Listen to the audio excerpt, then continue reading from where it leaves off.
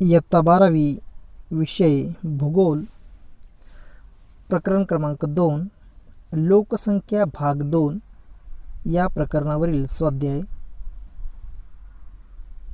तर यामधील प्रश्न क्रमांक 1 आहे अचूक सहसंबंध ओळखा। ए विधान आर कारण। तर यामध्ये ए आहे अवलंबित्वाच्या प्रमाणात वाढ झाल्याने अर्थव्यवस्थेवर परिणाम होतो। आर लोकसंख्येत वृद्धांची संख्या वाढल्यास वैद्यकीय खर्च वाढतात।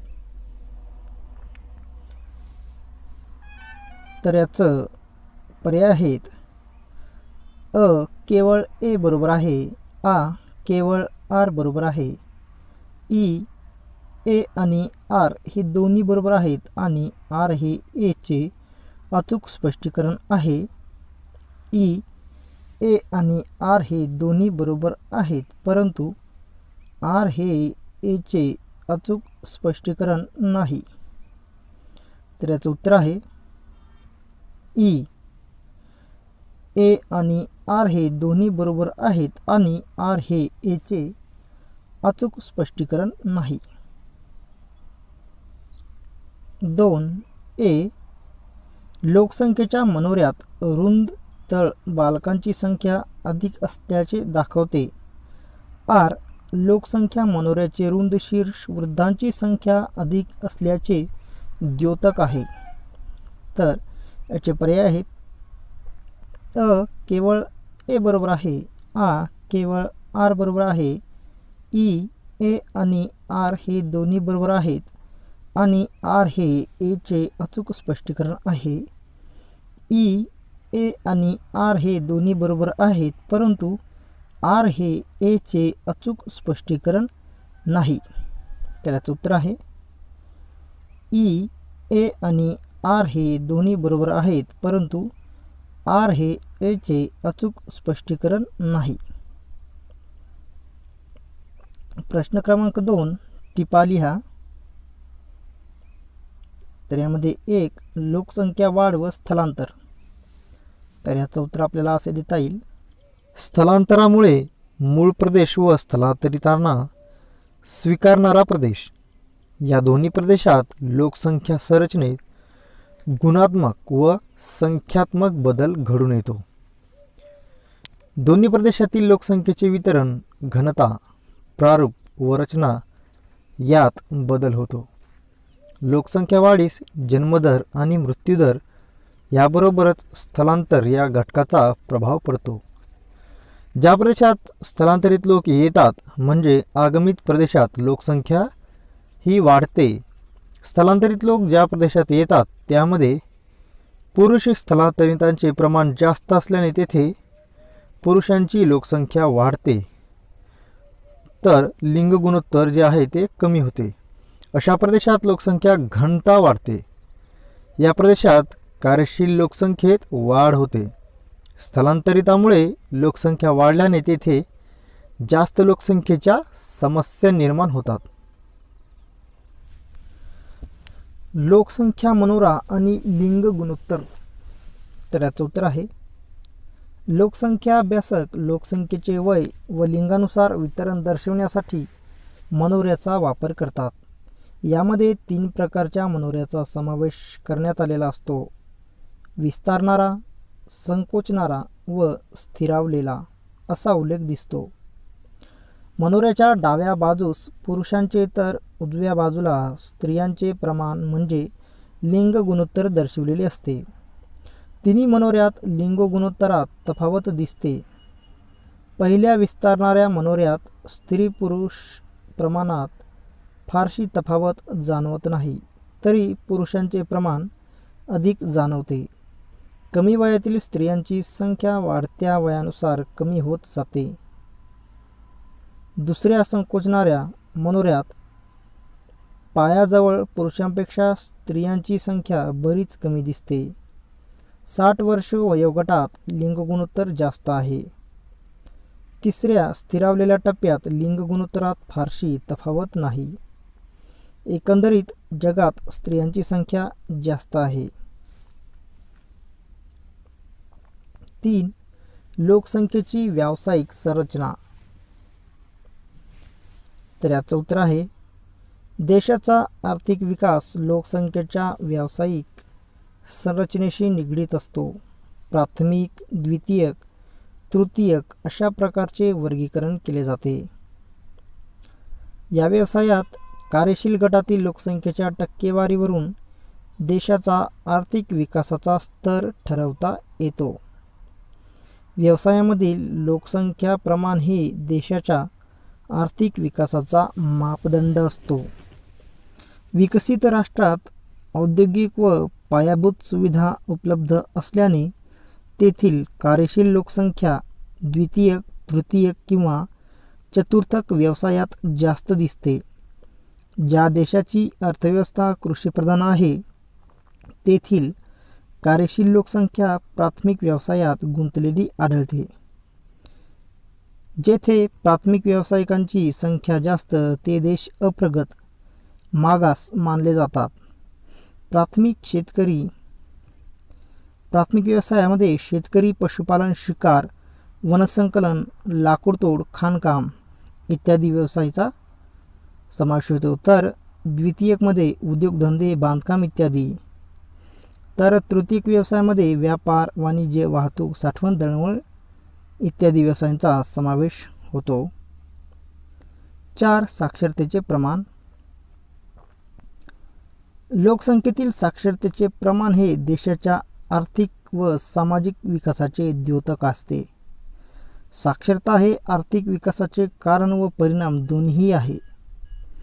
राहणीमान, स्त्रियांचा समाजातील दर्जा, उपलब्ध शैक्षणिक सुविधा, शासकीय धोरण या बाबी साक्षरतेशी संबंधित आहेत. भारतामध्ये 7 वर्षावरील व्यक्ती साक्षरतेच्या गणनेसाठी विचारात घेतली जाते.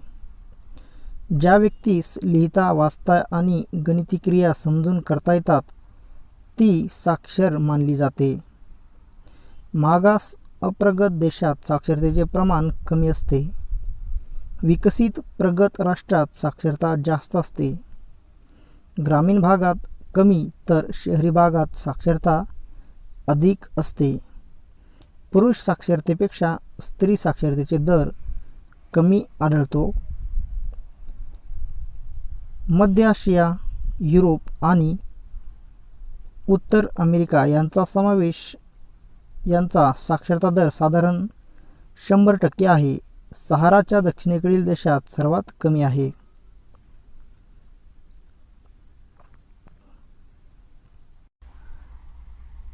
प्रश्न 3. भौगोलिक कारणे लिहा. 1. विकसित राष्ट्रामध्ये शेती व्यवसायात गुंतलेल्या लोकांची संख्या कमी आहे. तर याचं कारण आहे, विकसित राष्ट्रात शेती व सर्वच प्राथमिक व्यवसायात गुंतलेल्या लोकांची संख्या विकसनशील व अविकसित राष्ट्रापेक्षा कमी आहे.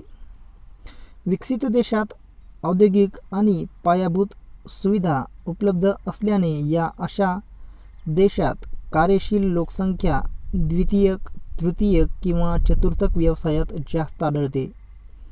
या देशात अन्य व्यवसायामुळे कृषी क्षेत्रात घट झालेली असते. शेतीशिवाय अन्य व्यवसायास अनुकूल परिस्थिती असल्याने व ते व्यवसाय किफायतशीर वाटत असल्याने ते शेतीऐवजी इतर व्यवसायाकडे वळतात. परिणामी शेती व्यवसायात गुंतलेली लोकांची संख्या कमी आहे. विकसित देशात पुरेपूर पायाभूत सुविधांचा विकास, पुरेसे भांडवल, विज्ञान तंत्रज्ञानाचा विकास, आधुनिक सोयी यामुळे बिगर शेती व्यवसायाकडे कल वाढतो. विकसित देशांची अर्थव्यवस्था भक्कम असल्याने व्यापारी दृष्टिकोन ठेवून व्यवसायांची निवड केली जाते. शासनाचे धोरण औद्योगिकीकरणास पोषक असते. यामुळे शेतीत लोकांची संख्या कमी दिसते. 2. लोकसंख्येतील साक्षरतेचे प्रमाण हे देशाच्या आर्थिक व सामाजिक विकासाचे द्योतक असते. तर याचं उत्तर आहे, लोकसंख्येतील साक्षरतेचे प्रमाण हे देशाच्या आर्थिक व सामाजिक विकासाचे द्योतक असते. साक्षरता हे आर्थिक व सामाजिक विकासाचे कारण व परिणाम दोन्ही आहे. साक्षरतेमुळे आर्थिक व सामाजिक साक्षरता येऊन मानव व समाजाच्या विकासाला फायदा होतो. साक्षर व्यक्तीस आर्थिक नियोजन, व्यवसायाची निवड, गुंतवणूक, मालमत्ता याबाबत योग्य निर्णय घेणे सुलभ जाते. साक्षर समाज विकसित बनतो. त्यांचे दरडोई उत्पन्न वाढते. राहणीमानाचा दर्जा उंचावतो. विज्ञानविषयक सजगता निर्माण होते. आधुनिक तंत्रज्ञान अंगीकारतो. आरोग्य सुधारते. जास्त साक्षर असणारे लोक आर्थिक व सामाजिक दृष्टीने विकसित असतात. त्यांच्या आर्थिक व सामाजिक विकासात साक्षरतेचे प्रतिबिंब जाणवते.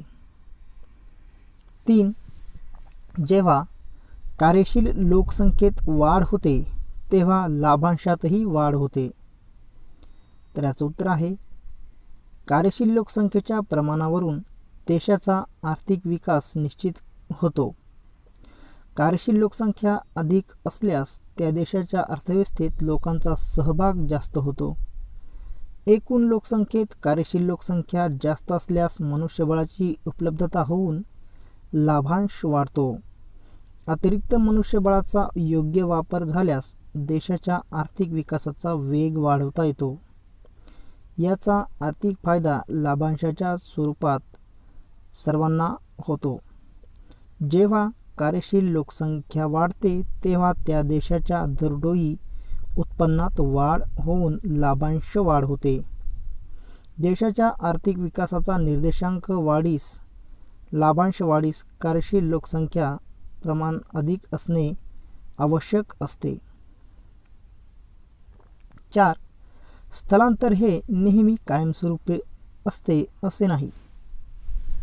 तर याचं कारण आहे व्यक्ती किंवा व्यक्तिसमूहाने एका भौगोलिक किंवा राजकीय विभागातून दुसऱ्या भौगोलिक किंवा राजकीय विभागात तात्पुरत्या किंवा कायमस्वरूपी वास्तव्याच्या हेतूने केलेल्या हालचालीस स्थलांतर असे म्हणतात. स्थलांतर अल्पकालीन किंवा दीर्घकालीन असू शकते. ते नेहमीच कायमस्वरूपी असतेच असे नाही. स्थलांतर हे प्राकृतिक, आर्थिक, सामाजिक, राजकीय कारणामुळे केले जाते. स्थलांतर हे विशिष्ट हेतूनुसार अथवा उद्दिष्टानुसार झाले असेल तर तो हेतू किंवा उद्दिष्ट साध्य झाल्यानंतर पुन्हा ते मूळ ठिकाणी परत येतात. त्यामुळे स्थलांतर हे कायमस्वरूपी असते असे नाही. उदाहरणार्थ शिक्षणासाठी गेलेले विद्यार्थी, पर्यटक, वैद्यकीय उपचार, पशुपालक, मजूर यांचे स्थलांतर कायमस्वरूपी नसते. याशिवाय नैसर्गिक अथवा सामाजिक स्थलांतरित परिस्थिती पूर्वपदावर येते. प्रश्न क्रमांक 4. फरक स्पष्ट करा. यामध्ये एक आहे देणारा प्रदेश आणि घेणारा प्रदेश. यामध्ये फरक स्पष्ट करायचा आहे. देणारा प्रदेश आणि घेणारा प्रदेश. देणारा प्रदेश या प्रदेशातील लोकसंख्या व लोकसंख्या घनता कमी होते. घेणारा प्रदेश या प्रदेशातील लोकसंख्या व लोकसंख्या घनता वाढते. देणाऱ्या प्रदेशामध्ये कार्यशील लोकसंख्येचे प्रमाण घटते.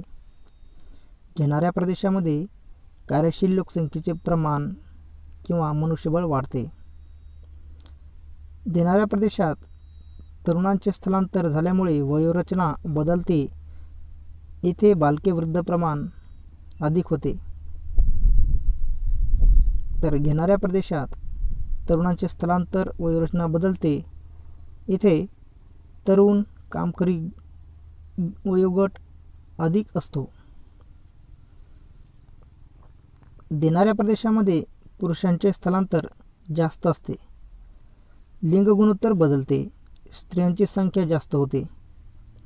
उदाहरणार्थ केरळ. तर घेणाऱ्या प्रदेशामध्ये पुरुषांचे स्थलांतर जास्त झाल्यामुळे लिंग गुणोत्तर बदल होते. पुरुषांची संख्या जास्त होते. उदाहरणार्थ मुंबई. येथील सोयीसुविधा वापराविना कमी वापर, त्यावर झालेला खर्च अनावश्यक असतो. अतिरिक्त लोकसंख्येमुळे मूलभूत सोयीसुविधावर ताण पडतो, तसेच त्या सोयीसुविधा अपुऱ्या पडतात. मनुष्यबळाअभावी शेतजमिनी पडीक पडतात, साधनसंपत्तीचा विकास खुंटतो. तर घेणाऱ्या प्रदेशामध्ये शहरालगतच्या शेतजमिनीचे प्रमाण कमी होते, तर बिगर शेती कामासाठी जमिनीचा वापर होतो. 2. विस्तारणारा मनोरा व संकुचणारा मनोरा यामधील फरक स्पष्ट करा. तर याचं उत्तर आहे विस्तारणारा मनोरा. या मनोऱ्याचा तळ विस्तारत जाणारा असून शीर्षाकडे तो निमुळता होत आहे. तर संकोचणारा मनोऱ्यात या मनोऱ्याचा तळ संकुचित होत जातो, तर शीर्षाकडे विस्तारलेला आहे. याचा अर्थ वाढत्या वयोगटानुसार मृत्यूदरही वाढताना आढळतो. तर संकोचणाऱ्या मनोऱ्यामध्ये याचा अर्थ आहे वृद्धांची संख्या जास्त तर तरुणांची संख्या कमी असणे.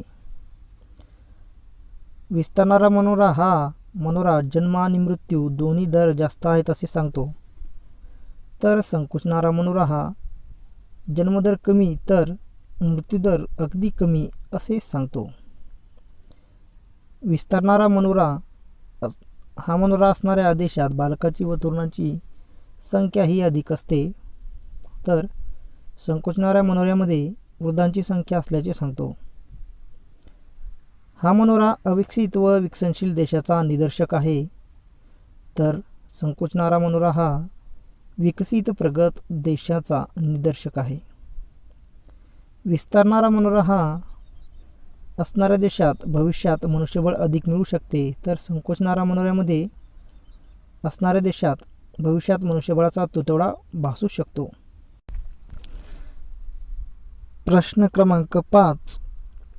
सविस्तर उत्तरे लिहा. 1. लोकसंख्या मनोऱ्याचे लोकसंख्या अभ्यासातील महत्त्व स्पष्ट करा. तर याचं उत्तर आहे लोकसंख्या अभ्यासक लोकसंख्येचे वय व लिंगानुसार वितरण दर्शविण्यासाठी मनोऱ्याचा वापर करतात. यामध्ये 3 प्रकारच्या मनोऱ्याचा समावेश करण्यात आलेला असतो.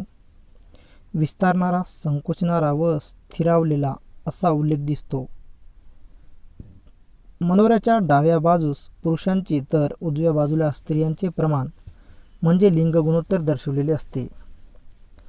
तळभागाकडून बालक तर शीर्ष भागाकडे वृद्ध प्रमाण दर्शवलेले असते, म्हणजे चढत्या वयोगटानुसार वितरण दर्शविले जाते. यामुळे प्रत्येक वयोगटानुसार लिंग गुणोत्तर प्रमाण समजले जाते. लोकसंख्या मनोऱ्याचे लोकसंख्या अभ्यासातील महत्त्व. तर यामध्ये आहे लोकसंख्येचे वयानुसार व लिंगानुसार वितरण समजते. प्रत्येक वयानुसार स्त्री पुरुष प्रमाण समजते. या मनोऱ्यावरून त्या प्रदेशातील कार्यशील व अवलंबित लोकसंख्या प्रमाण समजते.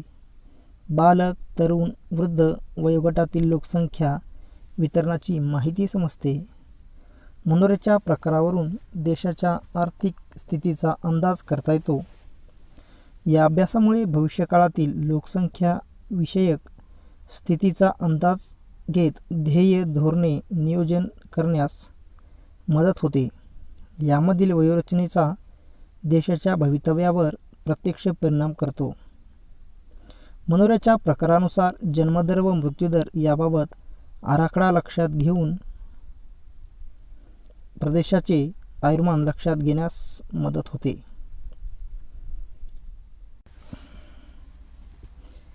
दोन, लोकसंख्येची ग्रामीण व शहरी रचना स्पष्ट करा. तर याचं उत्तर आहे लोकसंख्या संरचना अभ्यासत असताना ती विविध पद्धतीने अभ्यासतात. त्यामध्ये लोकसंख्येच्या वास्तव्याच्या ठिकाणावरून ग्रामीण व शहरी असे 2 वर्ग करता येतात. ग्रामीण शहरी लोकसंख्येच्या बाबतीत फरक करताना त्याचे मापदंड भिन्न असतात. या दोन्ही लोकसंख्येत राहणीमान, व्यवसाय, सामाजिक रचना, लोकसंख्येचे वय, व्यावसायिक संरचना, लिंग गुणोत्तर, लोकसंख्या घनता, विकासाचा स्तर यात तफावत आहे. या दोन्ही लोकसंख्येची रचना खालील मुद्द्याप्रमाणे पाहता येईल. ज्या वस्तीतील कार्यशील लोकांचे व्यवसाय स्थानिक नैसर्गिक साधनसंपत्तीशी निगडीत असतात, जेथे प्राथमिक स्वरूपाचे व्यवसाय जास्त, त्या लोकसंख्येला ग्रामीण लोकसंख्या असे म्हणतात. तर ज्या वस्तीतील कार्यशील लोकांचे व्यवसाय हे बिगर प्राथमिक म्हणजे द्वितीयक, तृतीयक व चतुर्थक सेवा क्षेत्रात जास्त असतात, त्या लोकसंख्येस शहरी लोकसंख्या असे म्हणतात. लोकसंख्या. ग्रामीण भागाची लोकसंख्या कमी असते तर शहरी भागाची लोकसंख्या जास्त असते. लोकसंख्या घनता. ग्रामीण भागात लोकसंख्येची घनता कमी तर शहरी भागात ग्रामीण भागाच्या तुलनेत लोकसंख्येची घनता जास्त आढळते. वयोरचना. ग्रामीण भागातील कार्यप्रवण कार्यशील लोकसंख्या म्हणजे तरुण कामकरी लोक नोकरी व्यवसायानिमित्त शहरी भागात गेल्याने त्यांची संख्या कमी दिसते, तर तरुण वयोगटातील लोकसंख्या शहरात जास्त आढळते. लिंग गुणोत्तर. ग्रामीण भागात लिंग गुणोत्तर जास्त तर शहरी भागात तुलनेने कमी असते. कदाचित स्थलांतर हे त्याचे मुख्य कारण असू शकते. साक्षरता. ग्रामीण भागात शहरांच्या तुलनेने साक्षरतेचे प्रमाण कमी असते तर शहरात जास्त असते. व्यावसायिक संरचना. ग्रामीण भागातील लोकसंख्या प्राथमिक आर्थिक क्रियेत अधिक असते तर शहरी भागातील लोकसंख्या द्वितीयक, तृतीयक आर्थिक क्रियेत अधिक असते. विवाह वय. ग्रामीण भागात विवाहाचे वय कमी तर शहरी भागात विवाहाचे वय अधिक असते. विकासाचा स्तर. ग्रामीण भागातील विकासाचा स्तर कमी तर शहरी भागातील लोकांचा विकासाचा स्तर हा उंचावलेला असतो. राहणीमान.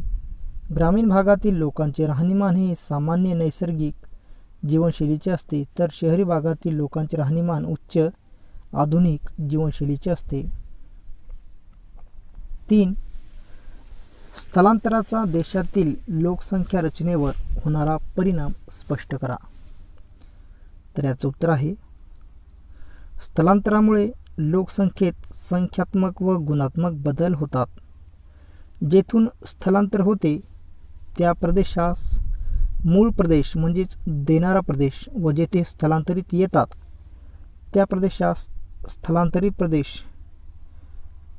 म्हणजेच घेणारा प्रदेश असे म्हणतात. व्यक्ती किंवा व्यक्ती समूहाने एका भौगोलिक किंवा राजकीय विभागातून दुसऱ्या भौगोलिक किंवा राजकीय विभागात तात्पुरत्या किंवा कायमस्वरूपी वास्तव्याच्या हेतूने केलेल्या हालचालीस स्थलांतर असे म्हणतात. हे ऐच्छिक किंवा अनैच्छिक असते, तसेच ते पूर्वनियोजित किंवा अचानक होऊ शकते. स्थलांतराचा दोन्ही प्रदेशात लोकसंख्या संरचनेत गुणात्मक व ऋणात्मक बदल घडून येतो. स्थलांतराचा देशातील लोकसंख्या रचनेवर खालीलप्रमाणे परिणाम होतो. 1. लोकसंख्या. देणाऱ्या प्रदेशात लोकसंख्या कमी तर घेणाऱ्या प्रदेशात लोकसंख्या वाढते. 2. लोकसंख्या घनता. स्थलांतरित झालेल्या प्रदेशात म्हणजे निर्गमित प्रदेशात लोकसंख्या घनता कमी होते तर स्थलांतरित आलेल्या प्रदेशात म्हणजे आगमित प्रदेशात लोकसंख्या घनता वाढते. 3. लिंग गुणोत्तर बदल. दोन्ही प्रदेशात लिंग गुणोत्तर बदलते. यामध्ये पुरुष वर्गाचे स्थलांतर झाल्यास घेणाऱ्या प्रदेशात पुरुषांचे प्रमाण स्त्रियांपेक्षा जास्त असते तर देणाऱ्या प्रदेशात स्त्रियांचे प्रमाण जास्त होते. उदाहरणार्थ केरळ राज्यात पुरुषांपेक्षा स्त्रियांचे प्रमाण जास्त आहे. येथील अनेक पुरुष रोजगारानिमित्त देशविदेशात स्थलांतरित झाले आहेत. भारतातील अनेक महानगरात पुरुषांची संख्या जास्त आहे. दोन्ही प्रदेशात लिंग गुणोत्तरात झालेल्या बदलामुळे अनेक सामाजिक प्रश्न निर्माण होतात. 4. वयोरचनेत बदल. घेणाऱ्या प्रदेशात तरुणांचे प्रमाण वाढते, कार्यकारी लोकसंख्या जास्त मिळते तर देणाऱ्या प्रदेशात बालके वृद्ध प्रमाण अधिक होऊन अवलंबित लोकसंख्या जास्त शिल्लक राहते. 5. ग्रामीण लोकसंख्या कमी होऊन शहरीकरण वाढते. 6. आंतरजातीय, आंतरधर्मीय, आंतरवंशीय विवाह प्रमाण वाढते. 7. खेड्यातील जन्मदर कमी होतो तर शहरातील जन्मदर वाढतो.